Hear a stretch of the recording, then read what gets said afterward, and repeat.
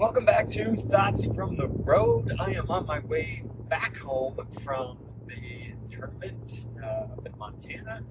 Got a little bit more cargo in the back this time, taking some of the stuff that isn't needed for the rest of the trip.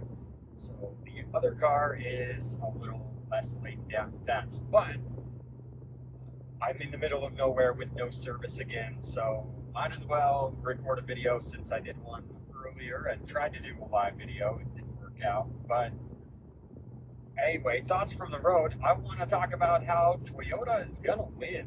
So a lot of automakers pivoted very hard towards EVs, very hard. They said that they were going to be completely EV by 2030. Some of them, stopped making gas vehicles already, and then, or at least plan to at this point in time. But then they realized that the consumers don't want that.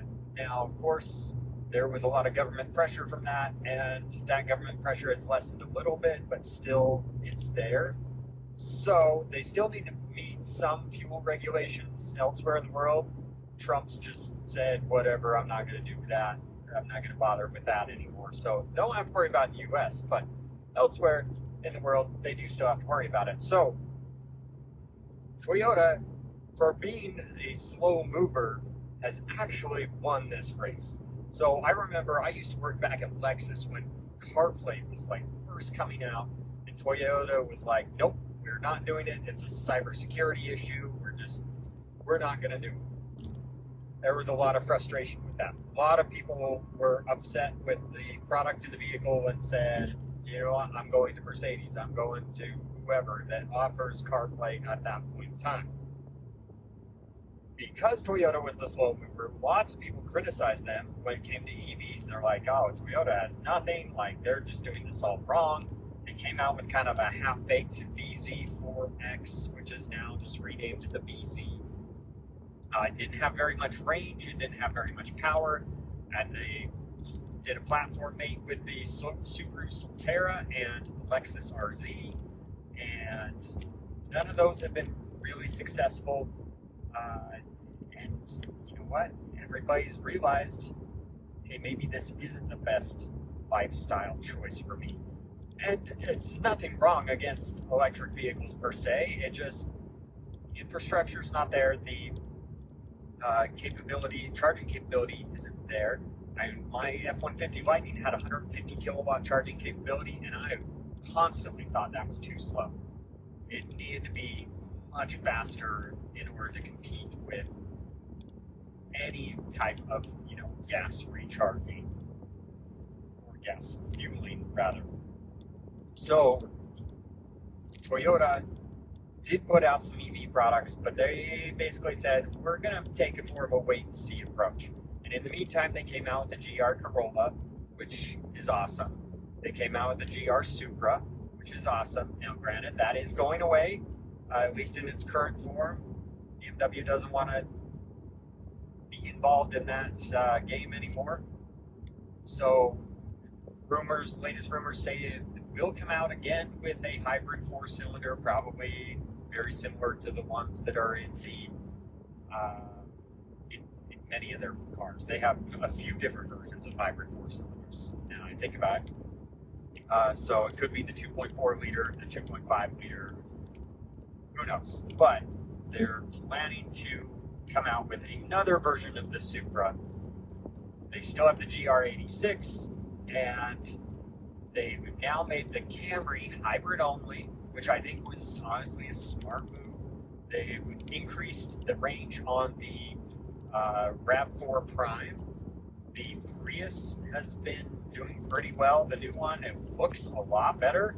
Looks much less like an appliance. And it's starting to rain, so if you get rain noise, I'm sorry.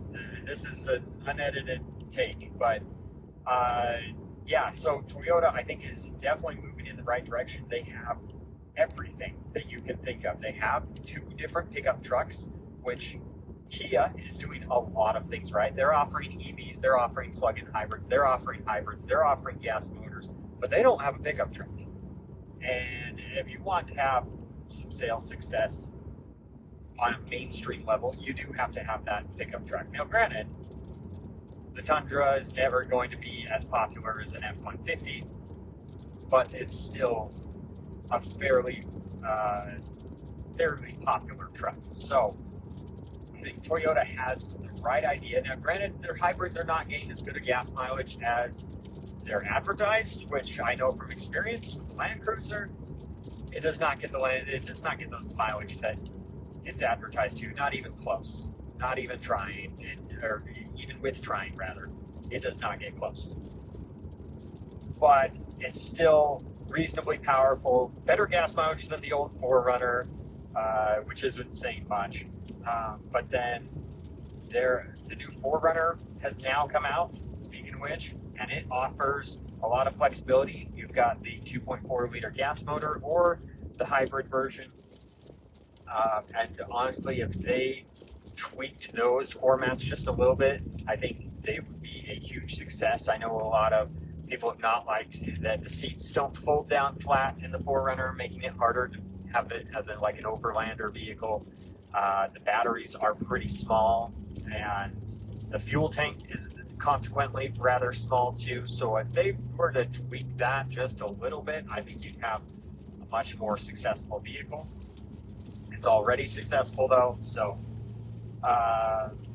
anyway, the Toyota, I think, is positioned to continue to be a market leader, I guess, is the better way of saying it. So they're doing it right. Slow was actually the right move in this case, rather than being first to market on any of these things.